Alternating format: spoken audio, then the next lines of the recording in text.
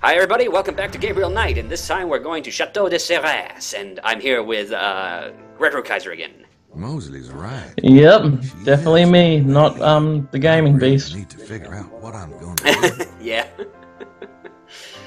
Oh boy.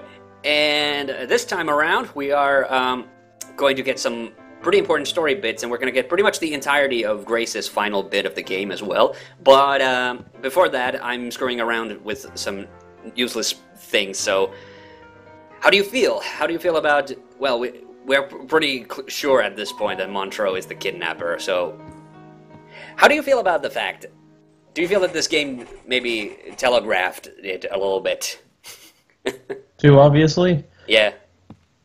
Yes. Yeah. It's always. Yep. Sorry. It's not like that. It's gonna be the. It's not like that they're using the Scooby-Doo method where it's always the first person you see. Oh yeah. Wait and a minute. No, I got that mixed up. Ugh. Sorry.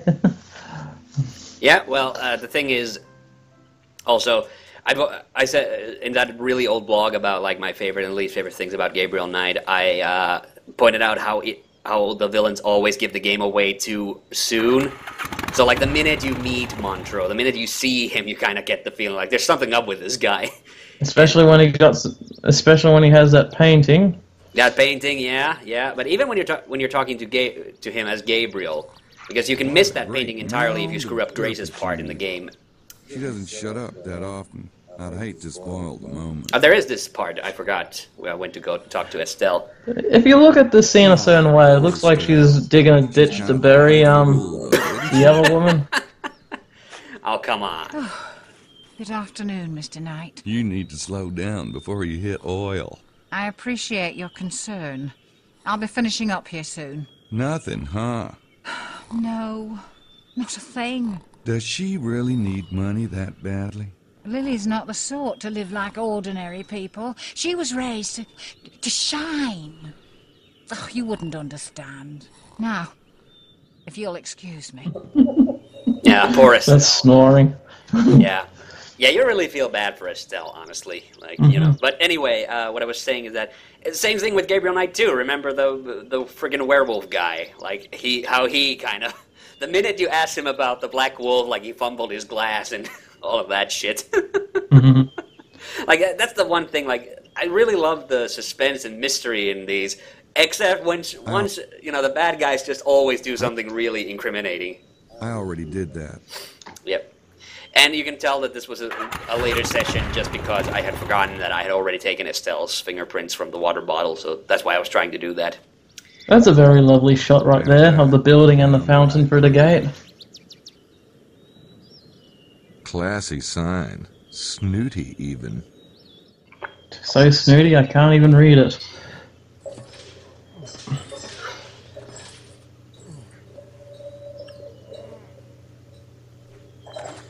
Well, so much for security. Well, you said that, and there's Marceau. Oh, it's Marceau. Chateau is closed, Monsieur Knight. I noticed. Well, I didn't see a buzzer down at the gate, so I had to come up. Now, I hate to bother y'all, but I'm leaving the area today, and I really need to ask Mr. Montreux just a few more teensy questions. Oh, please. Oh, wait here. I just love this. I just love this act that Gabe's still putting on about being a journalist. It reminds me of the really only good bit of the fourth Broken Sword game, The Angel of Death, where George Stobart was doing basically the same thing. He was kind of faking an accent.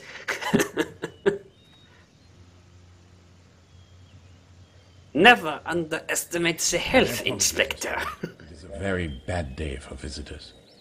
Boy, I've had some of those. This is probably really inconvenient, but I'm leaving France today, and I was hoping to feature Sarah's in my article. You made quite an impression on me. Did I?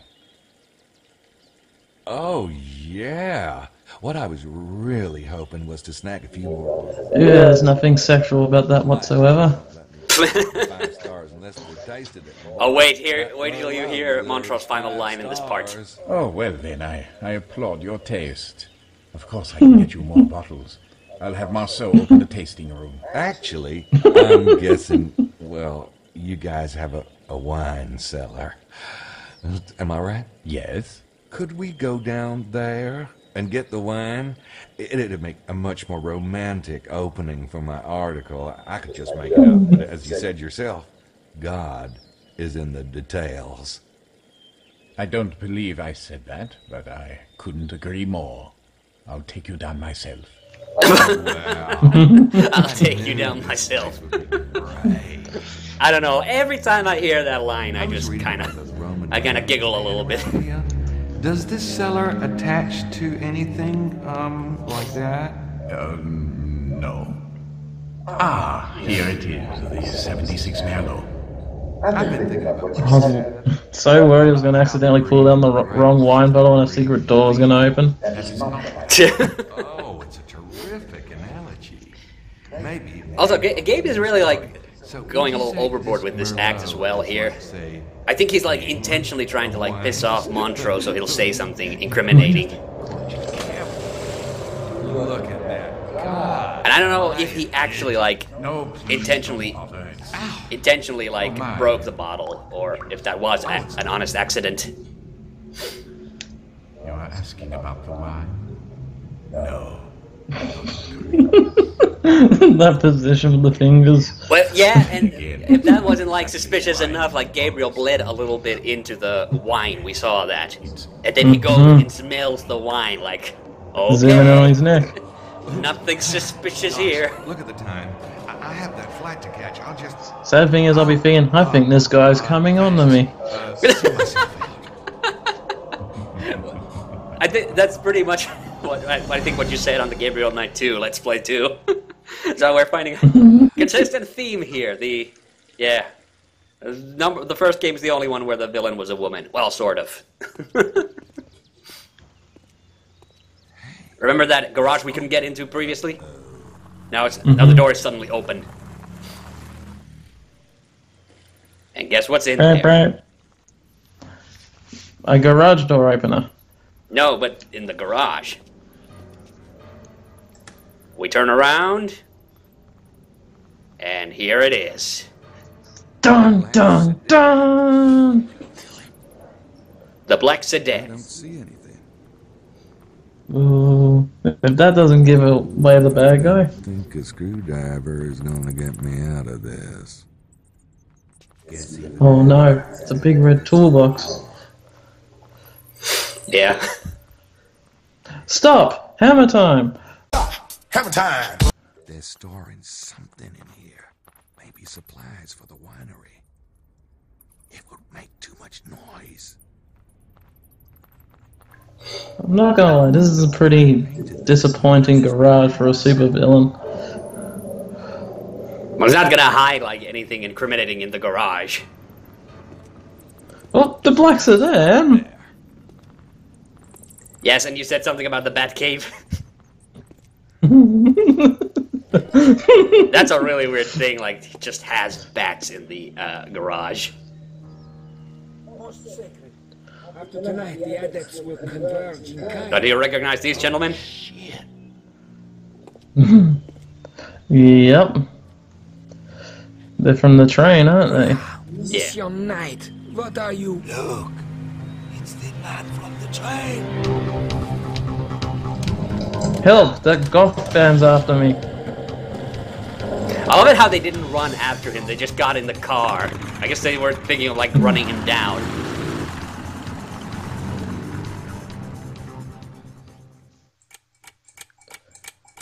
Alright, and here comes the part where, yes, Grace's last part in the game. Where could he be? We're finally going to find out the Delio with Estelle, Lady Howard, and Emilio. Oh, and remember, we sent the images. Yeah. I would have loved if you said we're gonna find out the Delio with Emilio. To mix blood distills gold. Mixing blood to create the elixir of life. The Philosopher's Stone. Montreux and his pals are into some weird blood cult thing. I think they're the vampires. Yeah, I great. prefer to be called a blood religion. Yeah. Yeah. But yeah, we found out finally that, yes, indeed. Well, now Grace also knows that Montreux is a vampire. Remember, we had to send the symbols because Sydney couldn't decipher them from the cloaks. Working. All right, yes. One last time we do the fingerprint analysis. Yay. This is from the Le Serpent Rouge, the fingerprint we found there. Estelle. She was the one who left Le Serpent Rouge? Well, no, but she did have it. Like, remember that scene when they on Blancheford, where everybody kind of gangs up on them? Mm-hmm. We talked over it, but that was the second to last cipher of the poem that that Estelle and Howard were talking about. Oh, here's another great line. I love this. We look at the three of them here. It's the Three Stooges, Curly, Moe, and Smutty. Ouch. Hi, Grace. Hi. What are you guys doing? Oh, we hold the Ecumenical Conference of Spies. However, we already have one American present. Not the one you want, though, huh? Oh, well, can't win them all. Oh. Where is Gabe? By the way? Yeah, now Madeline very nearly just said, haven't heard from "Bitch." I'll let you know if I Like, do. you know, bitch. Like, she's not even hiding it anymore. Like, the put on the mail part was pretty bad, but... yeah. Oh, it's a night receptionist again. Simone. Yeah. Hi, Simone. Have you seen Mr. Knight? No, not this evening. Is he, missing, mademoiselle? Missing? No, I didn't know if he had gotten back yet. Thanks. Oh, God. Don't worry, he's not pulling a Wilkes. Alright, time to confront Estelle. She looks so sad in that I corner. heard Lady Howard mention some Egyptian artifacts that were found here. I don't know what you mean. If I show you my copy of Le Serpent Rouge, will you tell me about the Egyptian artifacts? Follow me. Good. I'll show you mine if you show me yours. Yeah. I'm in the mood to talk about the mystery. Dr. Wen found these objects when he was digging here 20 years ago. He became convinced that the Wren mystery was deeply tied with Egyptology. He believes there's a seed of alien wisdom buried here. The finger's going through the pictures. Yeah. So, where did Dr. Wen find these artifacts anyway? On the back of Mount Cardew, in a cave. He said it headed off into further caverns, but he never got the chance to explore them before his accident. His accident? Yes. Didn't you know? Here's Dr. Wen. That they talked about That earlier. cave is on private land now. Not that it matters. It was just one of the many storage caves of the Atlanteans. The seed itself is the real treasure. Man, Estelle's It was eyebrows based go on really high. Cosmic alien logic. Unfortunately, Dr. Wen's latest calculations still seem to be a bit off. I'm not surprised. That cosmic alien logic's a bitch. Can I just look I at thought this the pictures, is please? cosmic Of alien course. knowledge. It's complete I'm red sorry. herring stuff that doesn't relate to anything.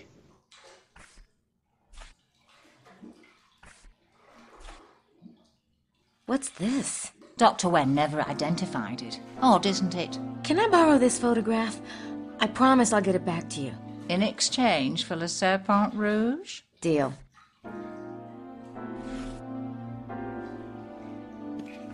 I better go.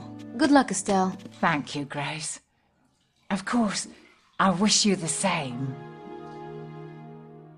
Alright, so that's the thing. So, and we'll find out why those Egyptian artifacts are important in just a bit. But now, it's time to follow Emilio. Wonder where he's going. And actually, this is interesting. Emilio is voiced by Billy West. Really? Yes. I only realized once I saw the voice credits, but like then I thought about it, like, yeah, it totally is him. But he usually, like, I know him from like Futurama, so that's the reason. So. Futurama, Dilbert. Oh yeah. A lot of things that have Billy West. Yes, because he's doing like an older man's voice this time, so it's a bit difficult. But if you kind of listen to it closely, you start to realize, like, oh yeah, it totally is him.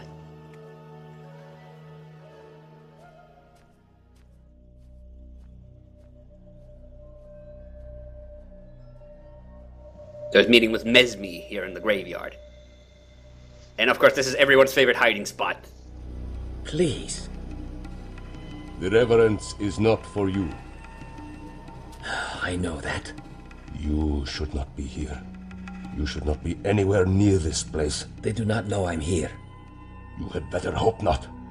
We have enough to worry about with the baby. Has there been any confirmation that he's the Kanosh Kanaya? No, the signs are ambiguous. We won't know for certain until he's old enough to show his will. But if you do not know, they cannot know either. I'm certain they do not, but they will take his blood anyway. And it will be enough. Of course, we must stop them. How? You have been watching Mr. Knight? Yes, you were right about his family. He has his own destiny to fulfill in all of this. And the girl has found the entrance to the temple. It may be too late. We're almost out of time. Not until midnight. I have tried to prepare them as best I could, but it is almost cruel to send him in. Do you? Why is it always got to be midnight? I told you, I will not foretell the outcome. Yeah, that's kind of an arbitrary ticking clock. But I think that's the only reason they had to come up with a reason why the vampires keep the baby alive for so long.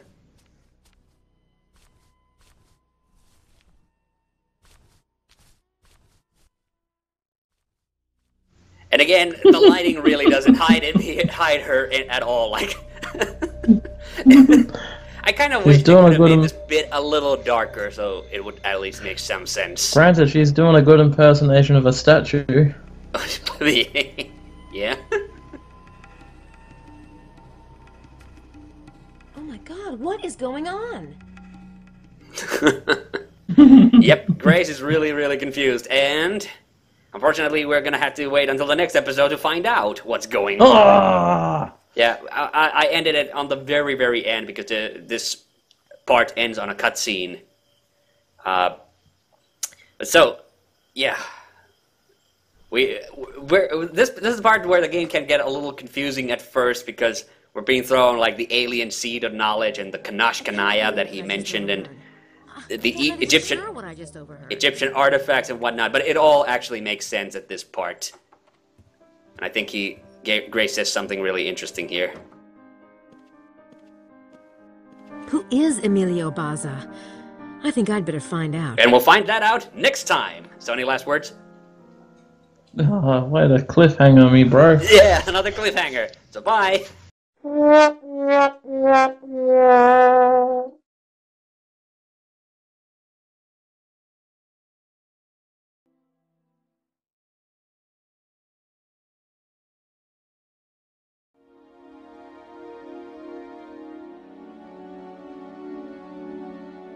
It's the artifact photo I got from Estelle. I have my doubts about Dr. Wen's seed, but this looks Egyptian, all right. It also looks like something a vampire might use.